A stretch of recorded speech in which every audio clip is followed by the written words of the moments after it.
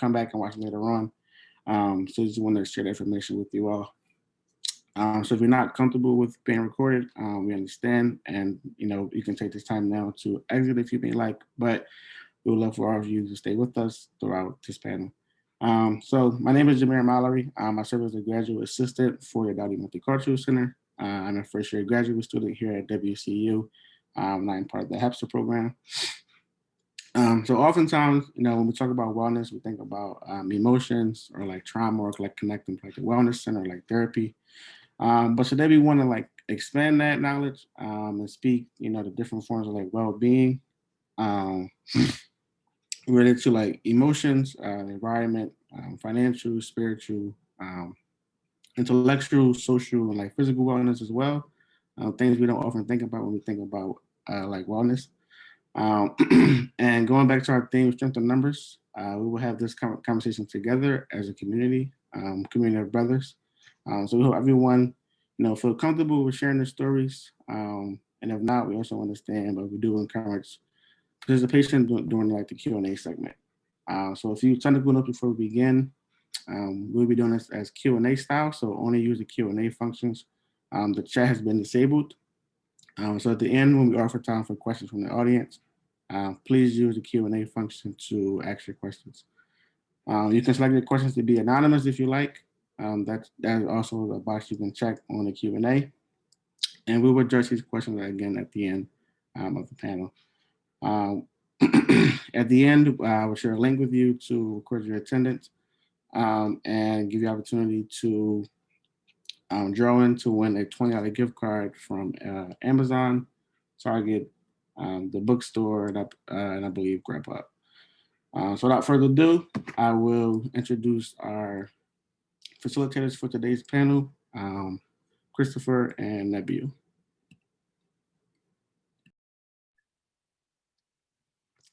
Hi, everyone. I'd like to say thank you first to the panelists. So my name is Nebiyou Elias. My pronouns are he, him, his. All right. Good afternoon, everybody. My name is Christopher Stancil. My pronouns are he, him, his.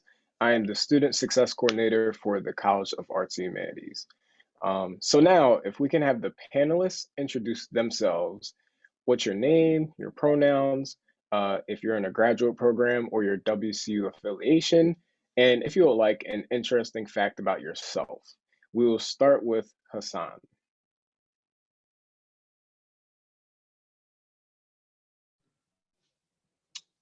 All right. Good afternoon. So my name is Hassan Gomes. I'm a second year higher education student affairs and policy student here at Westchester University. I'm currently serving as the GSA, so as the Graduate Student Association president. Along with that, I graduated from Westchester in 2019 with my bachelor's degree in communication studies, a minor in psychology.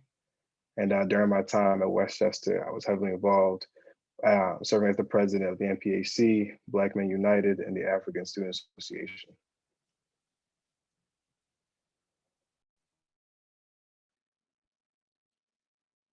All right, and then we can continue down the line with Stephen, excuse me.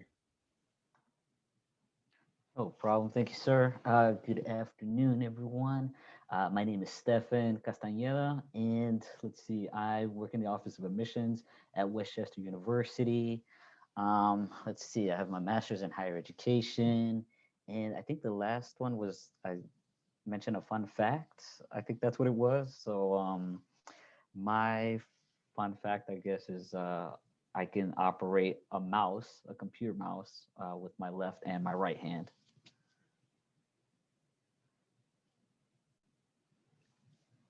Thank you. And then finally, Bryan Pointer.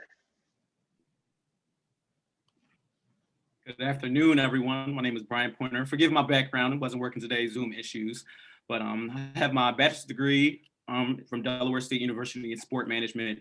My master's degree comes from Westchester University in higher education counseling student affairs, and I'm a newly admitted doctoral student at the University of Maryland, College Park in the Department of Kinesiology. And currently I serve as an athletic academic advisor in the School of Public Health here at the University of Maryland.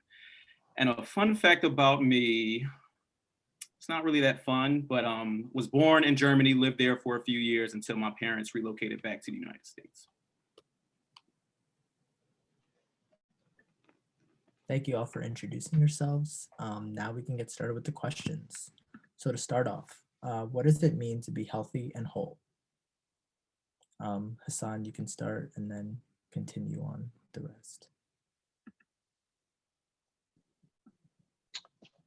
So what does it mean to be healthy and whole?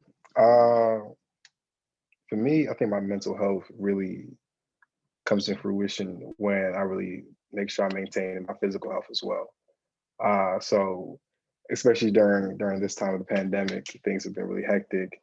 And I can speak for myself. A couple months ago, that quick little COVID-10, COVID-15 caught up to me for the second, just staying in the house, not being as active as normal. And I can definitely notice, movement in my own like mental health or just my feelings about how I'm just moving forward.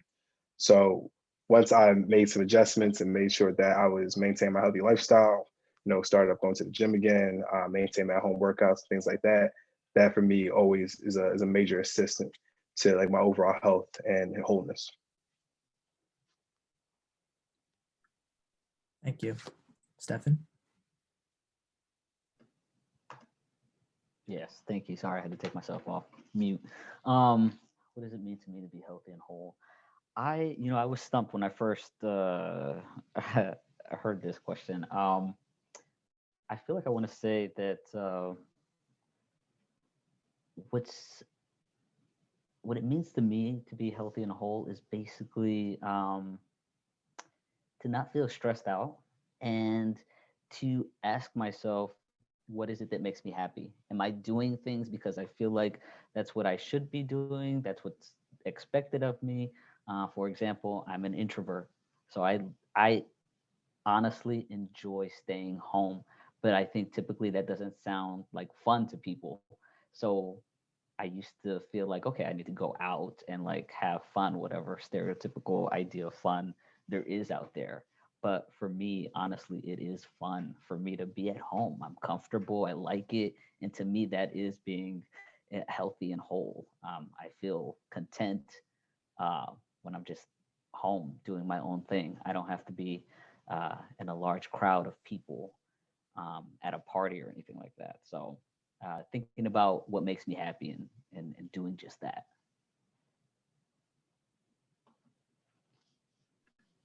Thank you. Ryan, would you like to go? Yes, to be healthy and whole. When I think about the healthy part, I definitely think about my spiritual, my mental, and my physical well-being on those three levels. First and foremost, I think about how much my spirituality means to me and the foundation that has set in my life. Something that I've always tried to put first is my connection to God, and that has done so much for my life and has brought me so much peace, and contributed to my overall health and well-being. Physically, I am a natural athlete, that I was in high school and college and competed at, some of the highest levels, and has continued that into my professional life.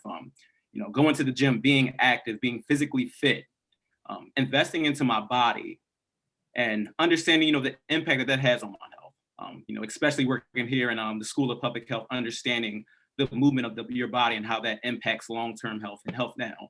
And just as much as my mental, I think about the work that I do with my body and my spirituality, and playing a part into my mental health is a huge thing for me as well. Whether that's reading, whether that's journaling, and that's been a skill that I've developed over the years that has taken some time and that I've really taken time to put into. So mental health has always been something I put at the forefront as well. And connecting it to the whole part is the passion that I find in my work and giving back to others. When I think about, my complete self and then, what my gift is and what I have to give to the world, I think that really, rounds me out and makes me feel complete and makes me feel whole is giving on to others. Thank you.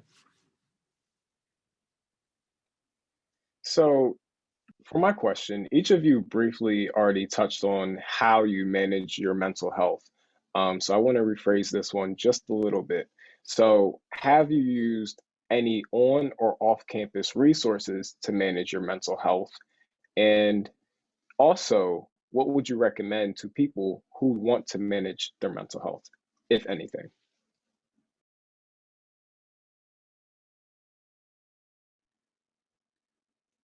And then for this question, we'll just go ahead and whoever wants to go first can get started and then snowball from there.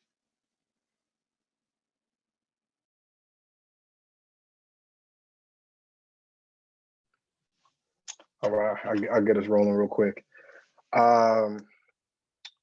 As far as utilization of on-campus resources, recently, no, I haven't. But I know during my time as an undergraduate student at Westchester, it's all about finding your community.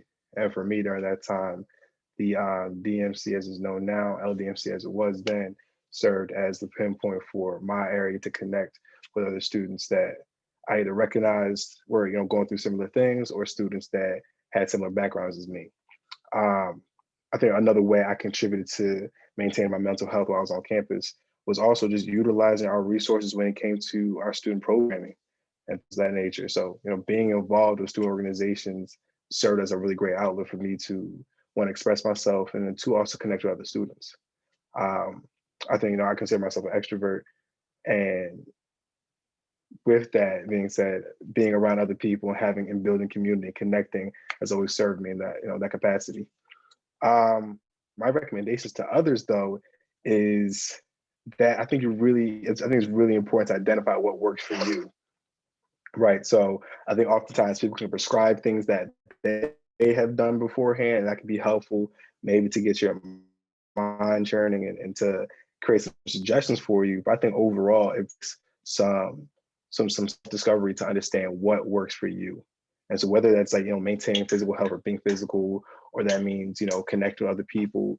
Some people, whether you're introverted or not, it might be, just taking some time from yourself, disconnecting, turning off your devices and having some time to yourself.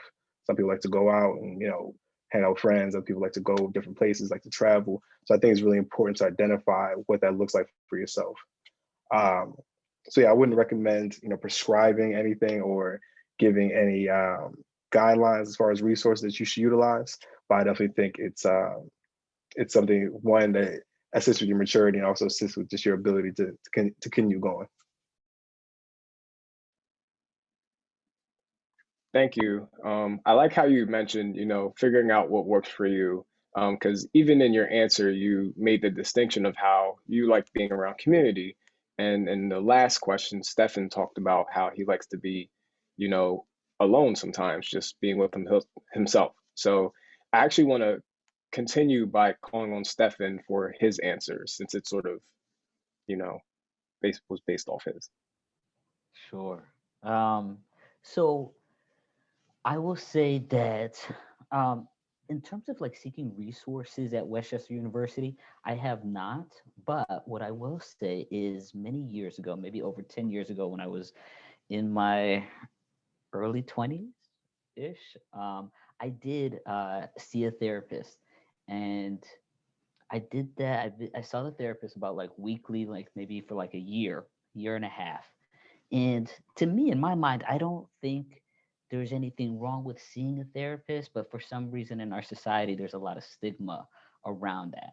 I felt like there were some things going on in my life that I just needed to talk them over, and not just talk them over, but I guess at that time, I guess that's what I thought therapy was. That you talk about it, and they help you work through whatever it is that you're having challenges with.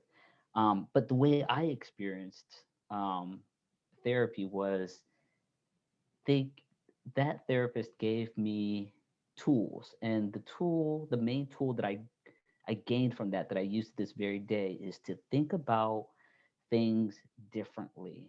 For example, if I'll give you this surface level example. If, let's say, I'm driving and a car cuts me off, I could get angry and think, this jerk cut me off.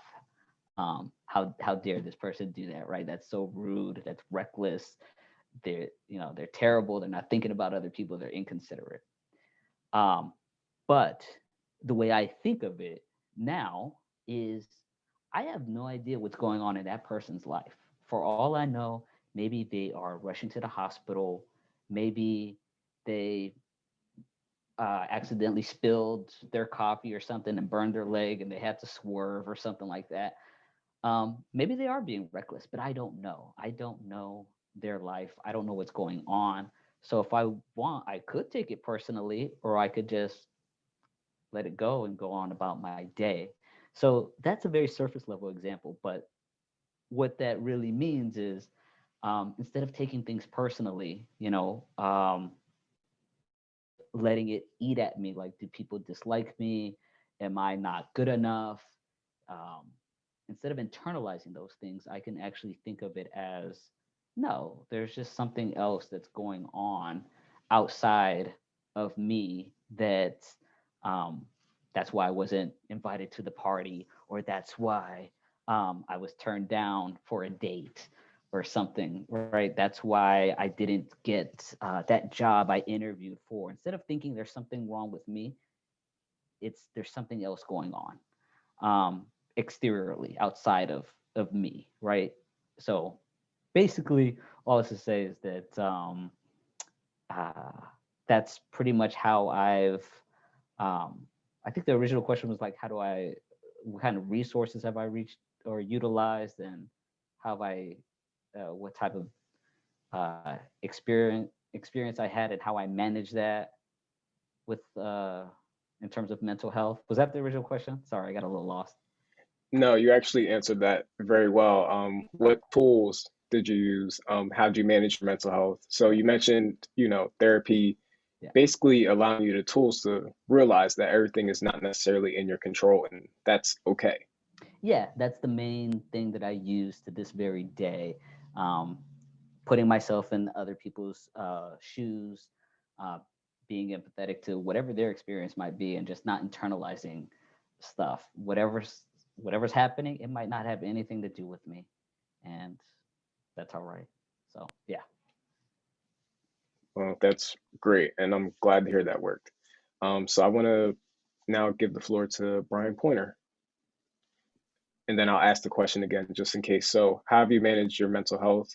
Um, what on and off campus resources have you used to manage your mental health, and if you would recommend any resources? Absolutely. I think the Stefan and Hassan has put together, some great responses. And so as far as on-campus resources here at Maryland, not that much. One thing that I did get involved in is mindfulness training. Just from sitting at my desk for so many hours. And, once you're going through the busy work day, and, this could be, with, work or, schoolwork or anything that, is going on. Sometimes you really just forget to simply put, just be. And when I say that, just taking the time out to simply, breathe, feel the movements in your body, and to really understand and bring some kind of calmness and peace. So, it's usually like a 5 to 10-minute meditation where you're just, feeling each part of your body, doing some deep breathing, from your stomach to your chest to your head. And, that's one thing that I found that has been, amazing. It's a good feeling. And I try to do it often, when I have the opportunity and when it's on my mind. So that's one on-campus resource that I've definitely used. If it's any advice that I would have for undergraduates on a resource, I would say definitely utilize the counseling center. And I feel like when people say that, it's just like, okay, the counseling center is, oh, that's just the resource to go to. And, thinking back to my time, as an undergraduate, I did not want to go to the counseling center. I did not feel like it was a place for me to be, because, as growing up as a young man in Philadelphia, I always thought about the things that I had to protect. So I was always, I was never in the mood to ask for help. That was something that I didn't need, because that was always a sign of weakness, always protecting, who I was, and not realizing that there are so many things that we go throughout our lives that we may need to process. And counseling is something that I've done, at the graduate level, and it has been and it has a tremendous impact on the man that I've become. And I think the biggest thing that I've come from that resource is understanding how to love myself. And I don't think that's a lesson that anybody has ever taught me of really pouring and investing into your health and your well-being. I think so much throughout our lives, we go to school, we go to work, we have our friends, we have our relationships, but how much do we really think about ourselves? And counseling really challenged me to think that about me. Who am I and why am I here? What are some things that I value? What truly makes me happy? And it's been an amazing resource, and it has challenged me, like Stephen said, to to think differently. And it's been a tremendous resource that I definitely recommend using.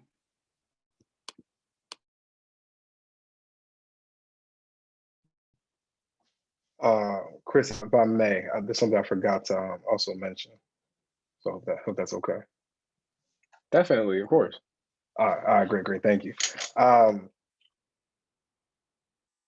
Understanding that my identity doesn't align oftentimes with maybe the perceived identity of the institution. And so what I mean by that, myself as a Black man, there's spaces and there's areas where you might not feel comfortable. I'm talking to anybody in the room or anybody who's interested.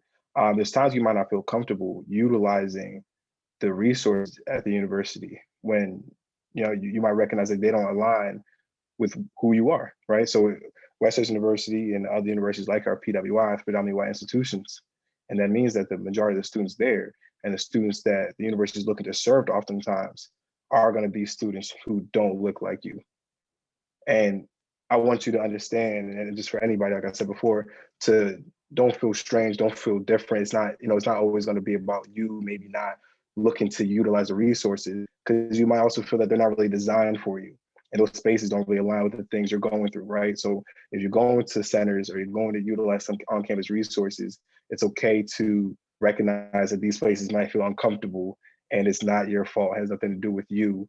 Oftentimes these things just haven't been designed to meet our needs. And so I want to keep that, be as transparent as possible with that. So I think there's a space of where things might be uncomfortable, as the other two panelists have mentioned, where there's opportunities for growth, but also, recognize when, I'm going to this center, I'm going to this space, and it's not really aligning with what I'm trying to do. And it's okay not to, receive additional resources or access in spaces that don't really feel equitable to, your identity. That's what I just want to add. Thank you.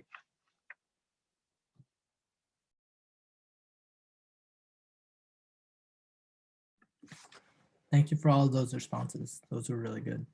The next question I have is, how have relationships impacted your college journey? Hassan, if you'd like, you can start, or we can start with someone else. I'm on a roll. I'm feeling it today, so I'm here. Relationships. Can we identify what type of relationships we're talking about, or just relationships in general? Relationships. It could be, take it as you will. All right, look, I'm gonna take it. How have relationships impacted my college journey? Positively. I feel like I'm gonna speak on my experiences. I, as an undergraduate student, came to Westchester and cared about going to a four-year college and living on campus specifically to foster relationships. So I wanted the opportunity to gain, stronger leadership skills, stronger social skills, connect with more students, connect with faculty members, and just connect with people in general outside of my comfort zone. So I wanted to have the opportunity to, walk the halls and see other students and have those conversations and be in Sykes and, sit at a table next to Chick-fil-A or wherever and, communicate and connect with people. So relationships and relationship building played a major role just in my college journey. If I can give any kind of recommendations to any other, young men coming after us, I would say take the opportunity to make as many relationships as you can, like network in college. I know oftentimes with the maybe Black masculine identity, there is this idea that we need to be, quiet and we gotta be mysterious. And I gotta, I can put my hood up, keep my head down, do what I got to do. I'm all for making sure that you feel comfortable in spaces, dress how you want to dress, move how you want to move, most definitely. But at some point, you want to make sure that you're still finding ways to connect with either men that look like you, men who act like you, and then also connecting with sisters and anybody who might have something positive for you. I'm going to tell you right now, the place I'm at right now, where I'm looking to graduate from West Chester University, my graduate degree right now. That is because there were other Black men, and I actually, to be honest with you, a lot of Black women who shoulder tapped and put me in contact with the right resources and assisted me and put me here. So if it wasn't for that relationship building, wasn't for that networking, a lot of the success I have now would not have come to fruition. So yeah, relationships had a lot to do with my undergraduate journey, and I would recommend everybody take the opportunity to network and find some good people around you, keep in your circles. Thank you for that. Stefan, would you like to go next? Yeah, thank you. Let's see. So the question is, sorry, I'm trying to look at the list of questions. How have relationships impacted your college journey? So I'm originally from California, and I went to college in Massachusetts, and it was I knew that I was gonna go see something different. I wanted that. I wanted to be exposed to something different. So I was very excited to come to the East Coast. However, I didn't realize how much of an impact it was going to have on me to just a little bit of everything. And what I mean by that is, so I attended an inner city public school, very low performing school. Um, uh, so within that domain, I was high achieving. Um, but once I went to college, I felt like a small fish in a big pond as far as uh, how academically prepared I was. Right. I had a different. I was going to school all of a sudden with students who uh, were in boarding school, who came from boarding schools and like elite private high schools or very strong public high schools. Anyways, all this to say is that so my parents are immigrants. They're not from the United States. They're from Guatemala, and so they're not familiar with the U.S. system here. They are working class. I came from a low income background. So for me to suddenly be in this environment where the class difference is a huge shift. Um, so experiences are completely different. Um, so academically, things were completely different. I was in a completely different uh, environment, but also geographically. Um, California, the part of California I was in, it didn't snow.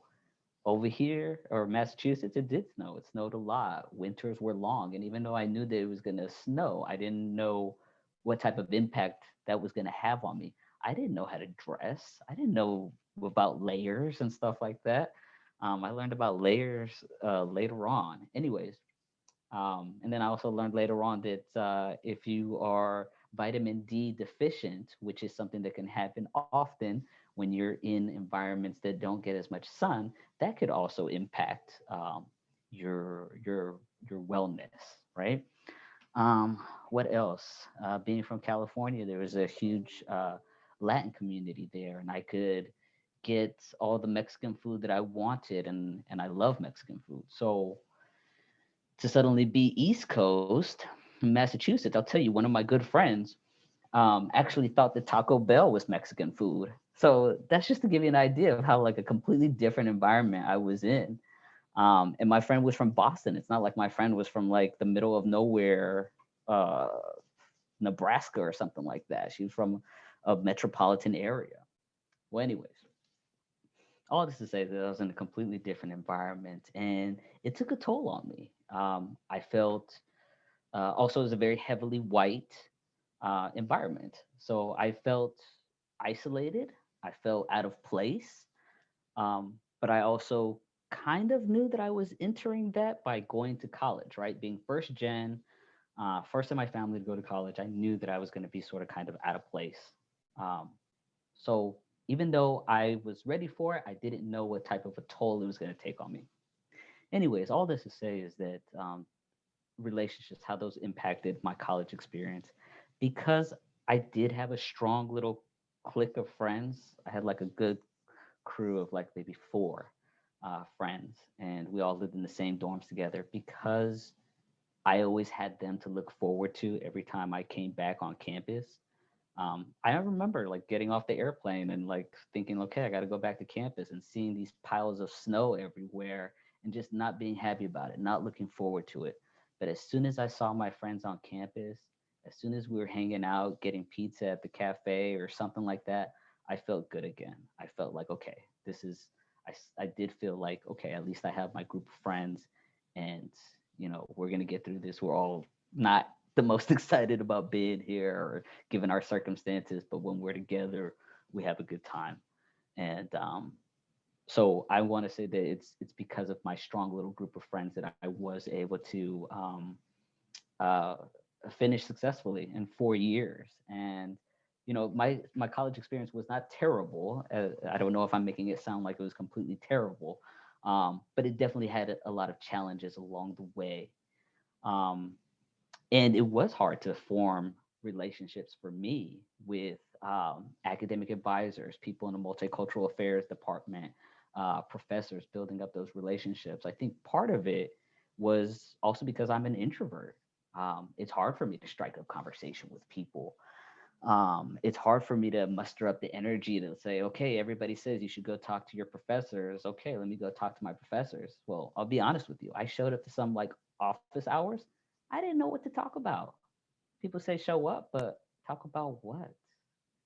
So, anyways, maybe some of the other gentlemen here, maybe not to put you guys on the spot, but maybe you guys have feedback, or maybe, if the question even pops up for some students, like, what do you say um, when you go into a professor's office hours? Um, Something else I'll add to that is as an academic advisor, I was an academic advisor at one point. I'm now in the Office of Admissions. I worked for a different university in academic advising. I do remember interacting with some students, and some of them would explain to me what their situation was, and they would then ask me, so, what are my options? I'm trying to figure out what my options are. And I always thought that that was a good way of just asking and just getting some broad information that might help you. So basically all this to say is that anybody who's listening, if you are currently a college student, if you need to go talk to your professors or academic advisor and you don't know what to say to them, just explain to them, what's going on. And sometimes the best way to open up that conversation is maybe to ask, what are my options? I'm having a hard time with this class. I'm not sure what to do. What are my options? So a little piece of advice right there for you. That's it. Thank you very much. That was really good feedback. Let's see. Bryan, would you like to go next? I can repeat the question for you. It is, how have relationships impacted your college journey? Yes, thank you, Nebiyou. Relationships have truly transformed, my experience at Delaware State to Westchester to where I am now. Especially at Delaware State, my experience, is definitely different from Hassan and Stefan. Delaware State University, a historically Black college, and they held a crown over my head and expected me to grow tall enough to wear it. From the friend groups that I had to my professors to administration, they took a general and genuine interest in me as a person. And that felt so amazing to me, coming from a young man from Philadelphia that, wasn't really academically strong. All I cared about was athletics, but they always challenged me to think about so many different things when it came to my college career and, me becoming a young, educated Black man. And that validation and those challenges that I received at that level and the love that I got at that level really allowed me to excel in so many different parts of our lives. Because, when we get into the professional world, when we get to some PWIs, the messages are that, people of color, men of color do not belong. But, the lessons that I learned at Delaware State really blocked all of that off to me. It was never a question of, did I belong or was I worthy to be in these spaces, because I knew I belonged. I received the education, from so many people of color that have helped me get to, the graduate level, specifically at Westchester, which a place that I thought I would never be. And, upon arriving to Westchester and, working as a graduate assistant, I have had so many people that has helped me grow into the professional that I am now, to be challenged in the space of athletics and student leadership and new student programs. They really gave me the fine tuning into knowing what it meant to being, a young professional in the field of higher education. And there are particularly 7 people in my life that have had a profound impact, as well as my friends as too.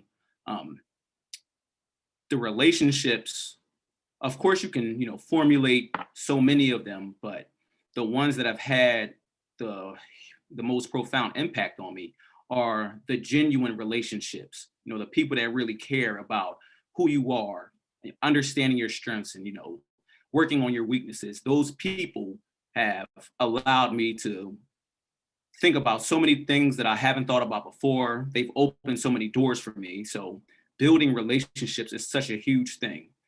And to come back on, Stefan's point, I am an advisor here at Maryland. And I also teach 2 classes in the School of Public Health. And, if you're trying to figure out how to build those relationships and talk to those, professors and advisors, is, just simply, hi, how are you doing? I want to introduce myself. My name is Bryan Pointer. I'm in your class. Just wanted to take some time to get to know you. These are some of my interests. And, understanding that can be tough for, introverts. I feel like I am an introvert that can operate as an extrovert. I do love my time alone, but I love people. I love human interaction. That's something that I thrive off of. So just, putting yourself out there, challenging yourself to do something that you would have never thought that you could do. And, from those small conversations, you start to find, similar interests. And from there, you never know where the relationships can grow. Thank you. Those are really good answers. Chris? Yeah, so definitely like those answers, just how relationships can just help you foster both mentorship and community. So very good. So my next question is more about 2020, which was a lot for many of us. So how have certain recent social events impacted your well-being? And did you use any resources to sort of cope with things that were happening in the world? So we'll go ahead and, whoever wants to start off, we can snowball from there.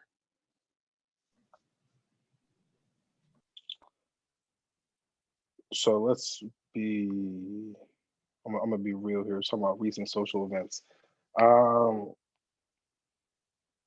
We can go from the act of terrorism at our Capitol. We can talk about the Black Lives Matter movement and how that's just impacted our lives. We can talk about the most recent presidential election. I look at all these social events as motivation for me personally, right? So the systemic racism, the lack of social justice, cultural competency that I want to say has inflicted our system, inflicted our country, but has really just been here since the inauguration. It just serves as motivation. Like, it's just, okay, boom. So if you hadn't seen it before, and if you weren't aware before, now we're all aware, right? So I think everybody knows, everybody sees exactly what's happening in this country. And it just really serves as, sometimes it's hard to maybe figure out exactly what you want to do or figure out exactly what direction you want to go in life if you don't feel like you have, enough of a cause or enough of a reason, something backing you. And by seeing, you know, these events that have taken place over the course of the last few months and last year, for me, it just sharpened my resolve. So, all right, cool, I'm going through higher education, and regardless of whatever path I'm taking, whether I remain in higher education, whether I leave higher education, I know for a fact that social justice, diversity, equity, inclusion, these things are important to me. And so this has allowed me to take the time to understand more about history, understand more about the history of my people, understand the history of this country, and really, identify ways that I want to start to create change or make, some type of transformative action take place. Um, I think as far as resources or maybe even recommendations with it, right? What resources did I utilize? For me, I had to take a little bit of a step back because it was a lot. It was a lot all at the same time. Um, I had to take a step back to identify how I felt, right? So I'm upset, I'm frustrated. There's riots going on, there's protests going on. What is the best way for me to vocalize, my feelings? The best way for me to identify ways that can make change. And so I just took it upon myself to find ways I could do that within my own spaces. So, for instance, I'm with GSA, as I mentioned before. So I made sure that I let that be clear amongst my constituents, amongst my executive board members, graduate faculty, and just other, just in general student body, and let them know my personal stance and the stance of the Graduate Student Association. So by putting out our own, Black Lives Matter statement and making promises to utilize Black-owned businesses for all of our products, and just different things like that. That was ways that I was able to gain my agency and empower my fellow Black students and just fellow students in general. And so for me, I don't know, my major resource, my major action was about finding action and finding ways to make a difference or finding ways to do something. Recommendations for anybody else, I think that's great to do that and do what I did. I also think that you can do, once again, whatever you need to do. So if rioting works for some people, then that's a prerogative, right? If you're scrolling through social media and you're just seeing something, you're like, all right, cool, that's enough for me, then that's okay too. In no sense of the word is it Black men's or men of color or anybody's, except for those people, right? It's nobody's job to come up with solutions or figure things out. So I don't know. I think it's at times frustrating issues and frustrating social events that have been happening recently, but it's nothing we haven't seen before. So yeah, that's all I'm gonna say on the topic. Right. So the awareness now of these social events of, blatant racism is what motivates you. Good. Awesome. And then I guess we could just keep going in the order and go with Stefan. Thanks, sir. Um, I was a little curious at first, like what exactly do you guys mean by social events? Um, let's see. But based off of Hassan's response, I feel like I'm understanding what we're talking about here. Um, so kind of going back to my story about undergrad, about how I had a hard time there, and a lot of it had to do with, I'm in this new environment that's very heavily white. It was a PWI, predominantly white institution, and I want to say, coming from an immigrant family, I did, I grew up being told more or less about the American dream. You work hard and you will be viewed as being equal in this society, and do the right thing, and everything's based off of meritocracy, meaning, well, like I said, if you work hard, you will see the fruits of your labor. And then I went to college, and then I'm kind of seeing an example or examples of how, even though I'm going to the same institution as everybody else, I still feel like I'm being viewed as different or not belonging. even if no one blatantly said that to my face, somehow I was getting those messages. Like I felt it in the air, right? And I'm sure, what's the term? I forgot the word. Anyways, basically when you're kind of given these messages about what people think of you or how you're seen by society, you get these messages along the way.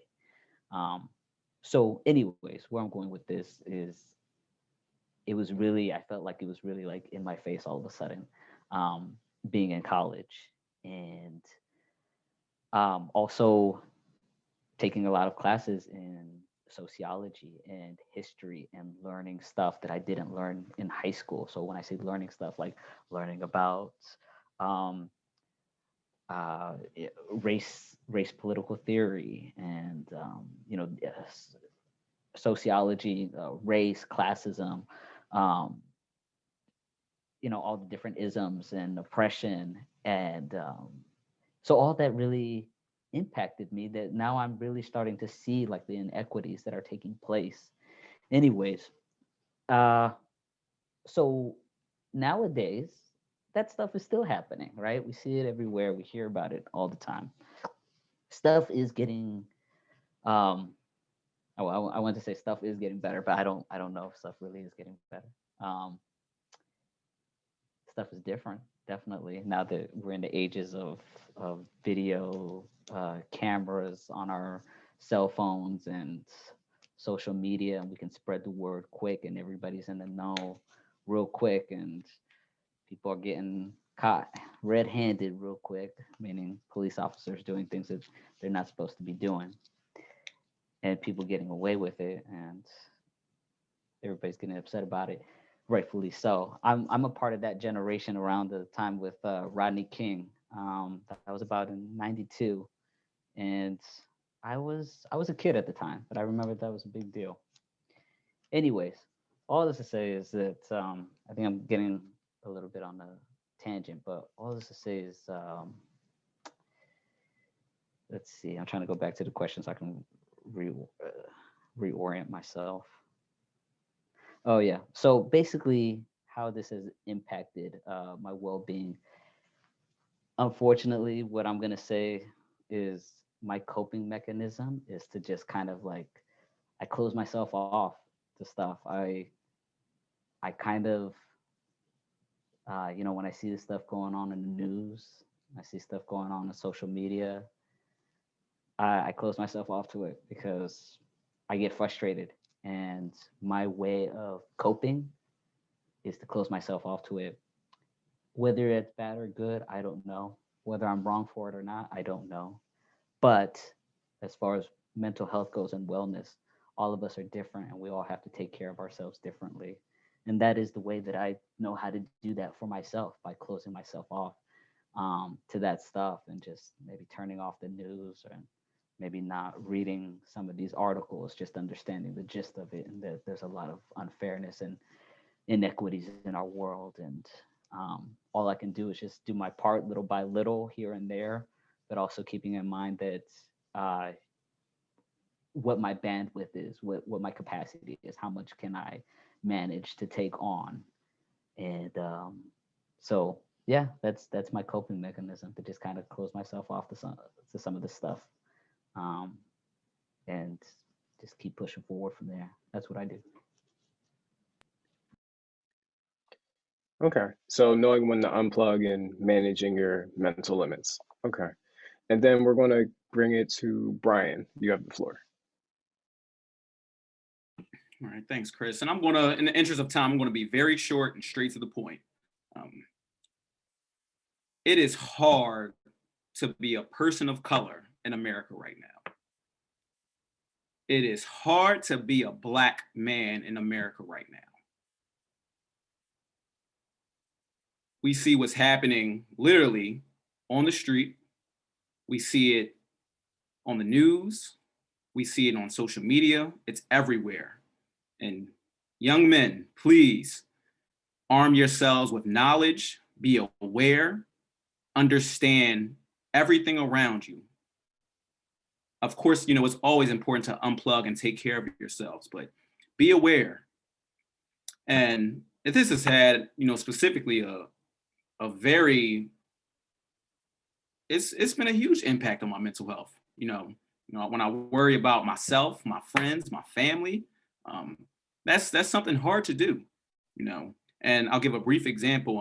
When I get in my car and you see, you see a cop behind you, and sometimes how you get a mini heart attack if you're on your phone or you're not doing something that you're supposed to be doing. That happens every single time, whether I'm driving safe.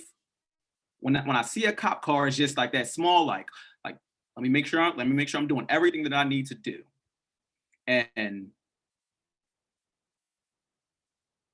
that's a hard thing to deal with right now. It's a very hard thing to deal with right now. Protect your mental space, invest in your mental state. Don't let what's going on drain you right now. The best resource that I've used, I think, is my friend group. The people that are around me, we're very protective of each other in our space as much as we can be. Use those relationships that you have to be able to commune, to talk, to fellowship with others, and to vent with others too. A very close friend of mine is Hassan. Me and Hassan talk at least once a week about what's going on in our personal life, our work life, the world. We talk about it. We could talk about it from 10 minutes to hours. I think finding those relationships and having those people around you that you're able to, vent in these spaces, that's a huge thing. So protect yourselves, arm yourselves, and be safe.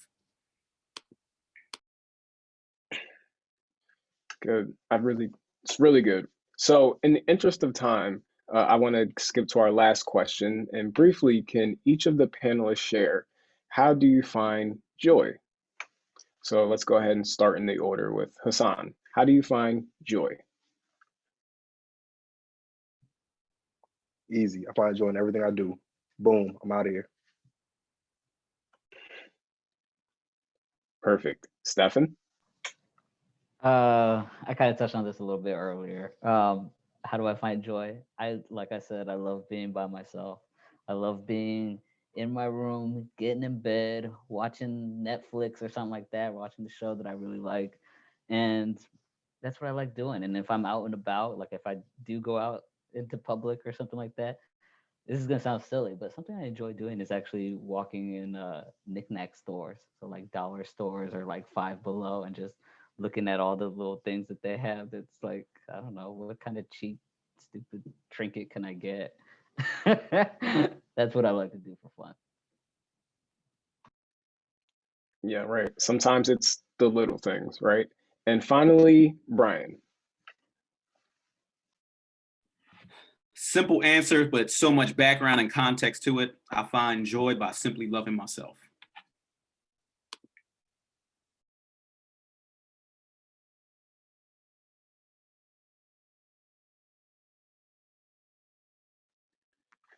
All right, awesome. Well, that ends the portion with our sets of questions. And now I want to pass it back to Jamira. So thank you to all the panelists for your answers.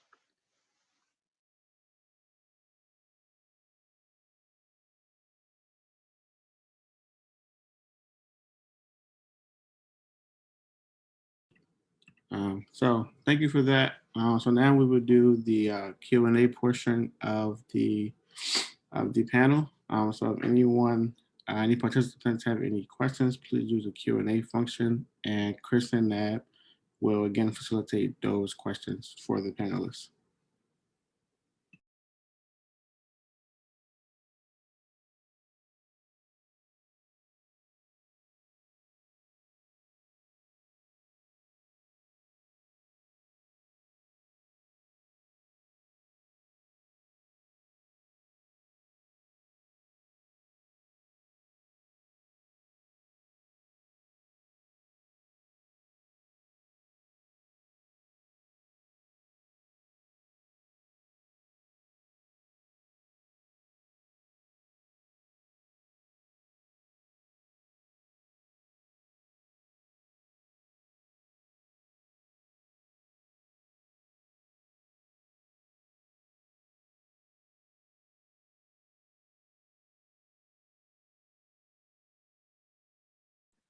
Anyone have any questions about anything that the panelists went over today?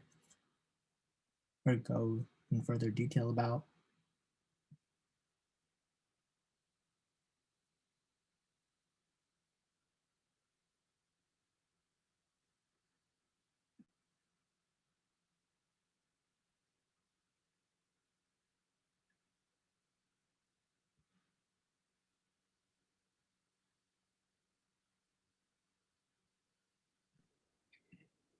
All right. So, if there are any more questions, we'd like to thank you all for joining us today for this year's fifth annual Brothers of Excellence Conference. More specifically, the Mental Wellness Journey panel. We appreciate all of you in attendance. We appreciate our three panelists, and also Stefan and not Stefan, Christopher and Neb for facilitating this. So we want to give everyone on the panel a big round of applause. Via virtually, that's okay too. So if you all can stay for one last second. Let's share this. So if you use this QR code here for the attendance and evaluation piece of the panel, and by filling this form out, you will qualify for one of our prizes, a gift card ranging from $25 to $100. So like I said, Grubhub, Amazon, Target, or WCU bookstore, choice of yours. The evaluation deadline is next Friday, March 5th. So please give us until March 25th to be notified of the project as you want to go through everything to make sure everything's correct and accurate. And also, we want to acknowledge, like I said, the hard work from our panelists and also from our facilitators for today. So once again, thank you all for joining us. And before you leave, please use the QR code here to fill out the evaluation and attendance piece. And once again, thank you.